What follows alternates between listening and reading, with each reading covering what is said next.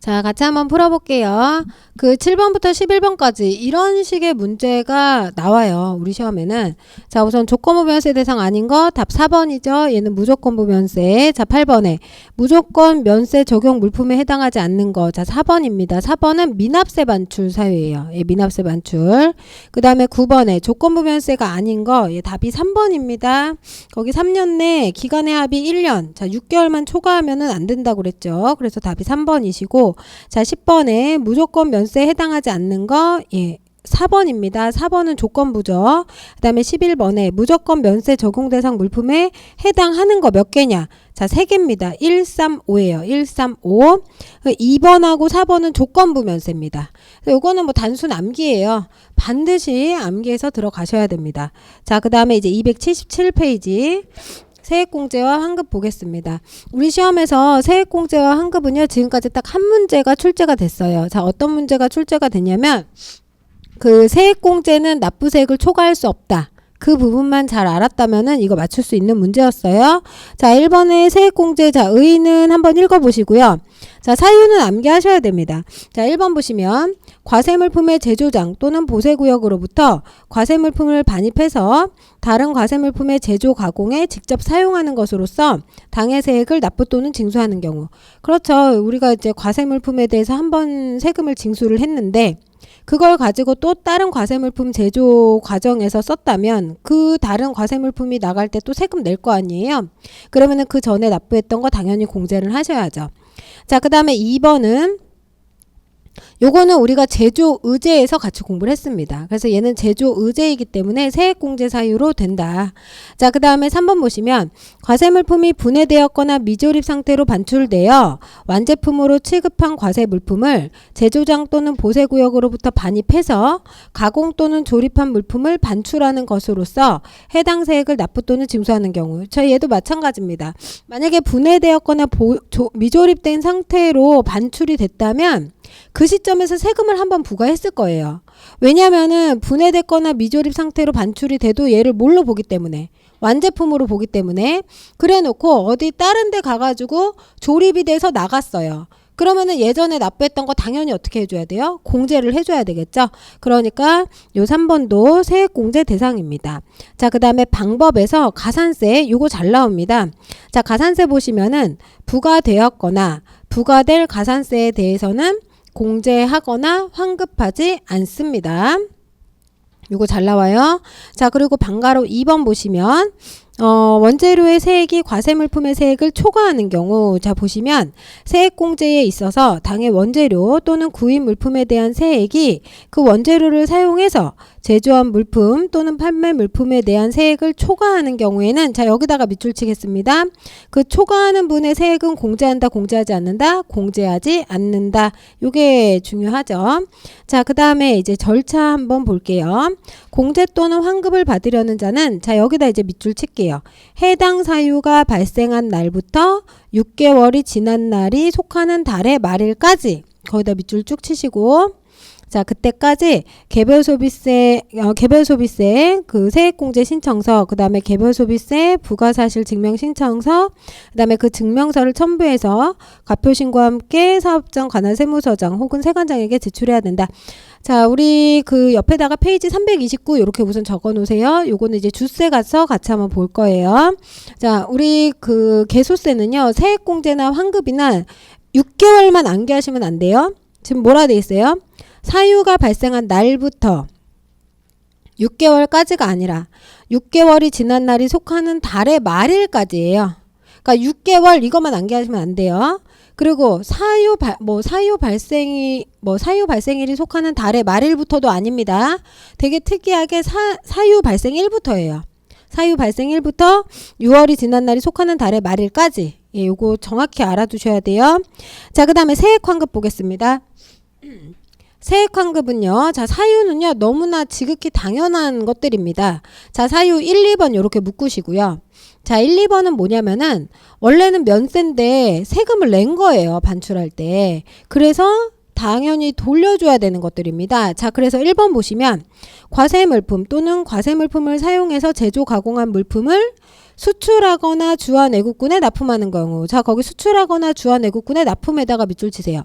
그러니까 내가 세금을 냈어요. 근데 보니까 그거 가지고 수출하거나 군납했단 말이에요. 그러면 당연히 냈던 세금 돌려줘야죠. 그래서 이게 세액 환급 사유고요.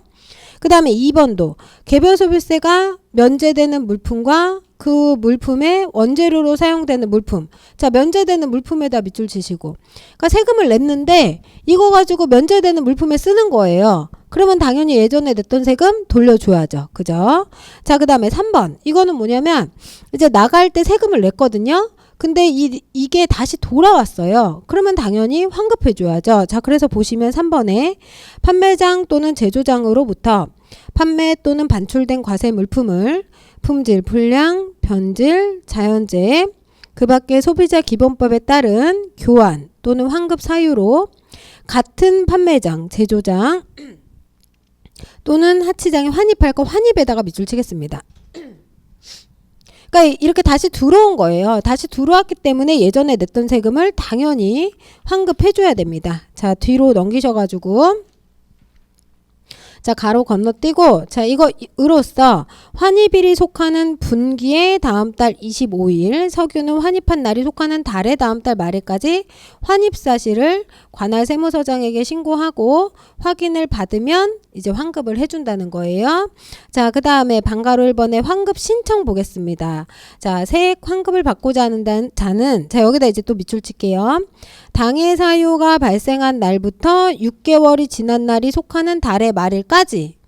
그러니까 세액공제하고 똑같죠. 사유 발생일로부터 6개월이 지난 날이 속하는 달의 말일까지 이러이러한 서류를 제출해야 된다. 자, 거기 옆에다가 페이지 329 이렇게 적어 놓으시고요. 자, 329 잠깐만 한번 가보겠습니다.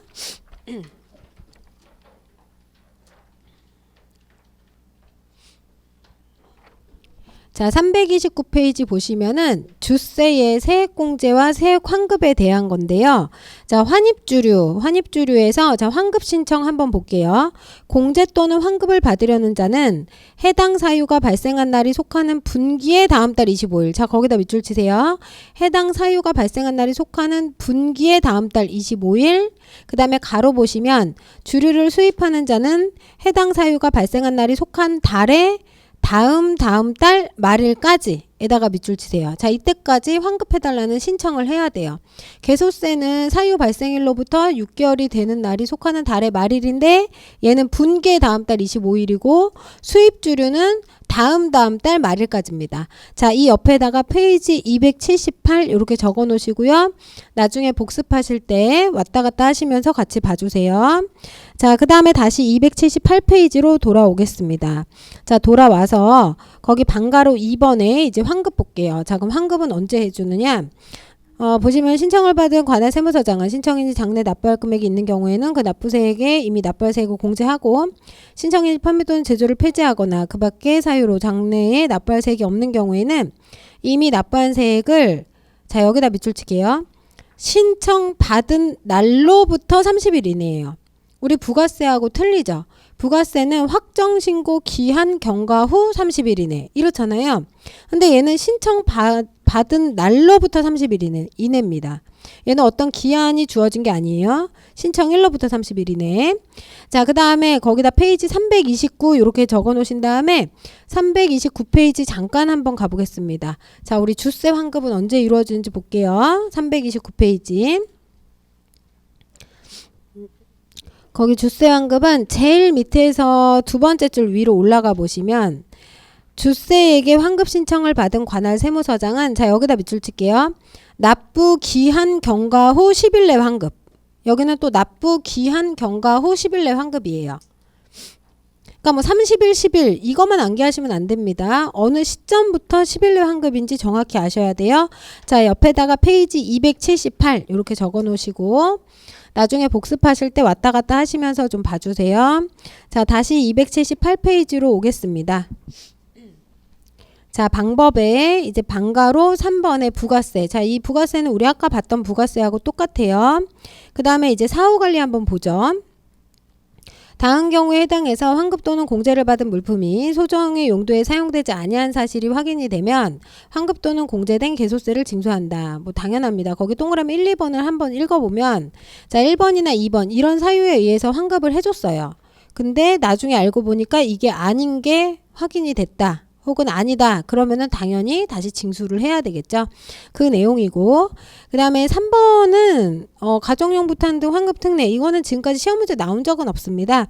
잠깐 한번 보시면은 뭐 가정용 부탄 뭐 거래 상대방 환급 대상 보시고요. 환급 세액이 그냥 프로판 원래 부탄 세액으로 가지고 갔었는데 가정용 부탄으로 쓰이면 프로판 세액까지 만 세액으로 걷고 나머지 환급해준다. 그냥 요 정도 보시고 자 천연가스도 마찬가지로 거기 보시면 뭐 취사 난방용으로 쓰게 되면은 취사 난방용 천연가스에 대한 세액만 가져가지 그 외에는 그냥 다 환급을 해주겠다. 자 그 다음에 279페이지에 거기 신청 절차는 한번 보시고 자 추징 보시면은 만약에 이렇게 해서 환급을 받았는데 실질적으로 가정용 부탄으로 쓰지 않고 취사 난방용으로 쓰지 않았다. 그러면은 40% 가산세 붙여서 징수한다는 내용이 담겨져 있습니다. 그래서 한번 봐주시고 그 다음에 관어사업 제한도 이루어져요. 예, 만약에 이렇게 부당하게 환급을 받으면 그래서 요거 한번 정도 봐주시고요. 그 다음에 이제 4번에 담배에 대한 공제 환급 한번 볼게요.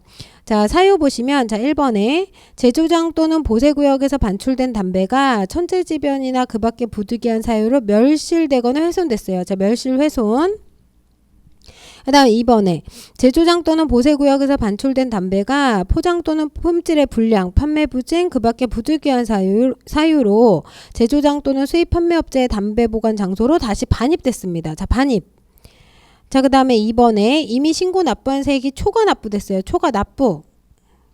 그 다음에 4번에 개별 소비세가 면제된 담배와 그 담배 원재료로 사용되는 담배. 자 면제에다 밑줄 치시고 자 이럴 경우는 뭐 당연히 환급을 해줘야 되겠죠. 그래서 이 외에는 개소세를 준용한다. 자 그러면 우리 이걸 가지고요. 자 1번부터 3번까지 또 문제 한번 풀어보겠습니다. 자 지금 푸세요.